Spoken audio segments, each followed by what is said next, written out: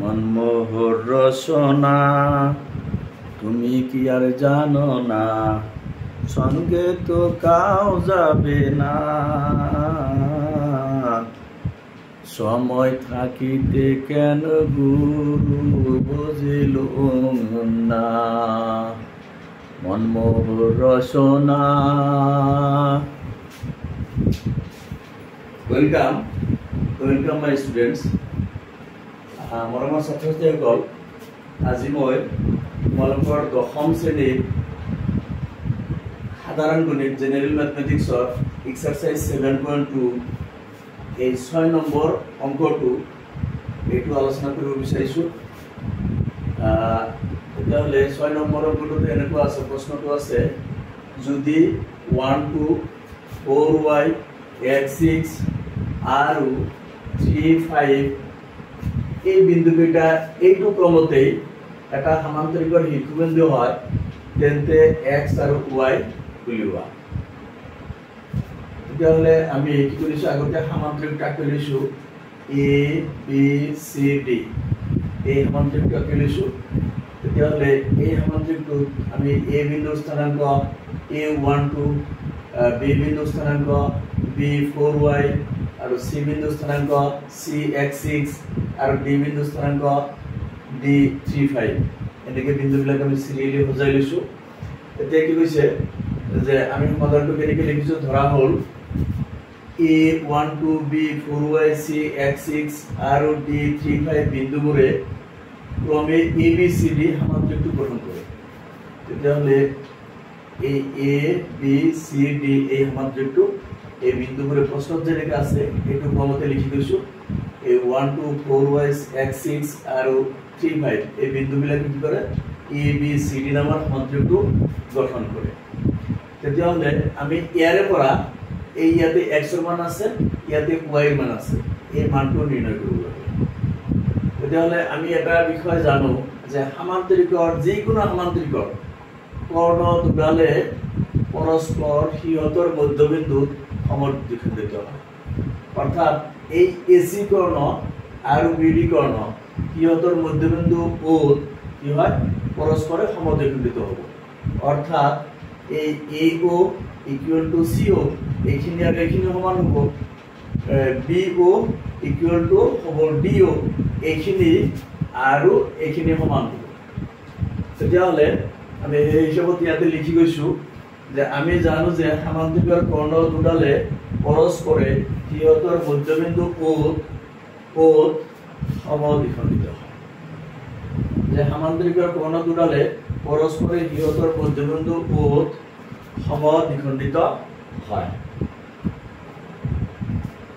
এতিয়া এতেকে এসি কৰ্ণ সাপেক্ষে O বিন্দুৰ স্থানাংক, তেতিয়াহ'লে এসি কৰ্ণ সাপেক্ষে O বিন্দুৰ স্থানাংক যেটো হ'ব, B2 কৰ্ণ সাপেক্ষে এই একেটাই হ'ব, O বিন্দুৰ স্থানাংকই হ'ব।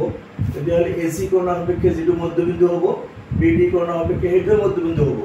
তেতিয়াহ'লে এসি কৰ্ণ সাপেক্ষে O বিন্দুৰ স্থানাংক যদি আমি লিখিবলৈ যাওঁ, এসি কৰ্ণ সাপেক্ষে O বিন্দুৰ স্থানাংক এইটো 1 + x/2 1 + x/2 আৰু এইটো হৈছে x স্থানাংক গ'ল।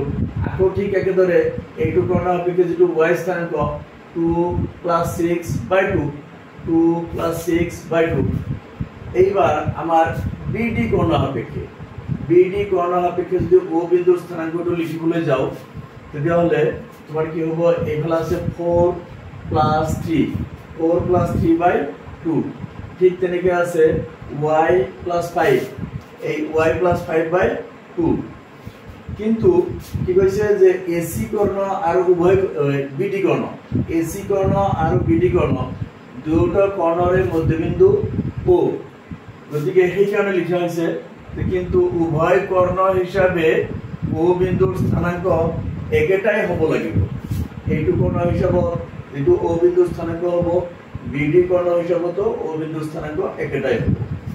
তেতিয়াহ'লে এইখিনি আৰু এইখিনি সমান, ইয়াতে লিখা হৈছে 1 + x/2 ইকুৱেল টু 4 + 3/2, এই 4 + 3/2 আৰু তোমাৰ এই y স্থানাংক আৰু y স্থানাংক সমান হ'ব লাগিব 2 + 6/2 equal to y plus 5/2 2 plus 6/2 equal to y plus 5/2 তেতিয়া হলে আমি দুয়োটোৰ পৰা এই দুয়োটা অংশৰ পৰা তেতিয়া হলে ইয়াতে তলত আছে 2 ইয়াতে তলত আছে 2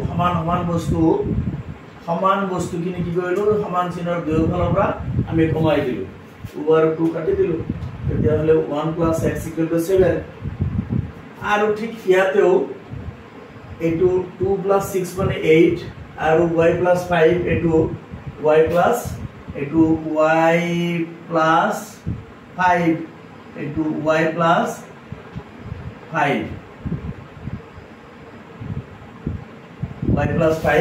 5/2 ইয়াৰ ওপৰ আমি 2 আৰু 2 আমি কি কৰিলো ক্যান্সেল কৰি দিলো এতে সমান চিন আছে সমান চিনৰ দুয়োফালে এইটো তলত এইখিনিৰ তলত একে বস্তু ক্যান্সেল যায় যোৱাৰ ফলত তেতিয়া হলে ইয়াতে থাকি যায় 1 plus x equal to 7 এইটো ইয়াতে জায়গা নোহোৱাৰ কাৰণে আমি এইফালে লৈ গৈছো ইয়াতে যেহেতু মানে শেষ হৈ গল জায়গা নহল সেই কাৰণে এইফালে লৈ গৈছো তেতিয়া হলো 1 plus x equal to 7 এই 1 plus x equal to 7 আৰু ইয়াতে 8 equal to y plus 5 8 equal to এটো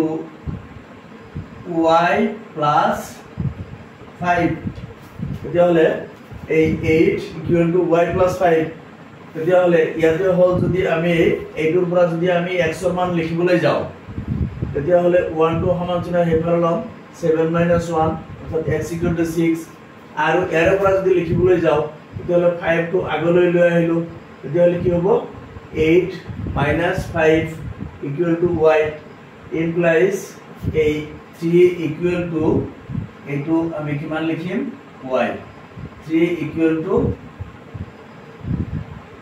y তেতিয়া হলে ইয়াতে x এর মান হৈ গল 6 আৰু y এর মান হৈ গল 3 তেতিয়া হলে এইখিনিয়ে আমি আর x আৰু y এৰ মান আমি নিৰ্ণয় কৰিব লাগে বা নিৰ্ণয় আমি কৰিলো গতিকে থ্যাংক ইউ এইখিনি আমাৰ কৰিবলগীয়া